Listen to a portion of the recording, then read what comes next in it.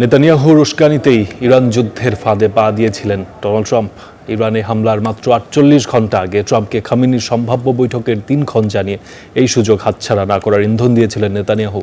হামলার আগে পররাষ্ট্রমন্ত্রী মার্কো রুবিও এবং গোয়েন্দারা ট্রাম্পকে সম্ভাব্য পরিণতি সম্পর্কেও সতর্ক করেছিলেন, কিন্তু নেতানিয়াহুর ইন্ধনের কাছে একতরফা সিদ্ধান্ত নেন ট্রাম্প। বার্তা সংস্থা রয়টার্সের অনুসন্ধানে উঠে এসেছে এই তথ্য। ইরানের সর্বোচ্চ নেতা আয়াতুল্লাহ আলী খামেনিকে হত্যার একটি পরিকল্পনা করেছিলেন মার্কিন প্রেসিডেন্ট ডোনাল্ড ট্রাম্প ও ইসরায়েলি প্রধানমন্ত্রী বেনিয়ামিন নেতানিয়াহু। মার্কিন ইসরায়েলি যৌথ হামলার ঠিক ৪৮ ঘণ্টা আগে এক ফোনালাপে এই হত্যার চূড়ান্ত পরিকল্পনা তৈরি হয়। ব্রিটিশ সংবাদ সংস্থা রয়টার্সের একটি বিশেষ প্রতিবেদনে উঠে এসেছে এমন তথ্য। প্রতিবেদন অনুযায়ী গোয়েন্দা তথ্য থেকে জানা যায়, খামেনি তেহরানে তার গুরুত্বপূর্ণ সহযোগীদের সঙ্গে একটি বৈঠকে বসবেন।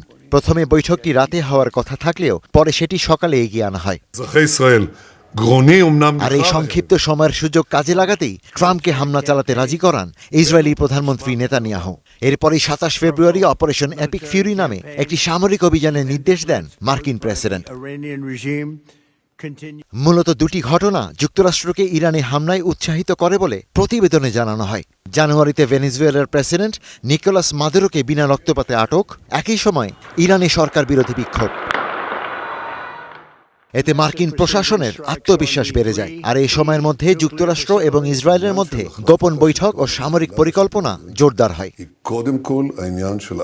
হামলার আগে মার্কিন পররাষ্ট্রমন্ত্রী মার্কো রুবিও এবং গোয়েন্দারা সতর্ক করেছিলেন, খামেনিকে হত্যা করা হলে ইরান মার্কিন ও মিত্রদের লক্ষ্যবস্তুতে পাল্টা হামলা চালাবে ইরান। বাস্তবেও ঘটেছে সেটাই।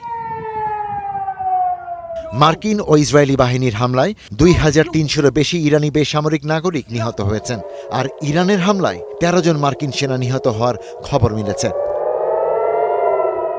এর জেরে মধ্যপ্রাচ্যের গুরুত্বপূর্ণ শিপিং রুট বন্ধ হওয়ার পাশাপাশি বিশ্বজুড়ে তেলের দামেও ব্যাপক প্রভাব পড়েছে, যার ভুক্তভোগী এখন গোটা বিশ্ব।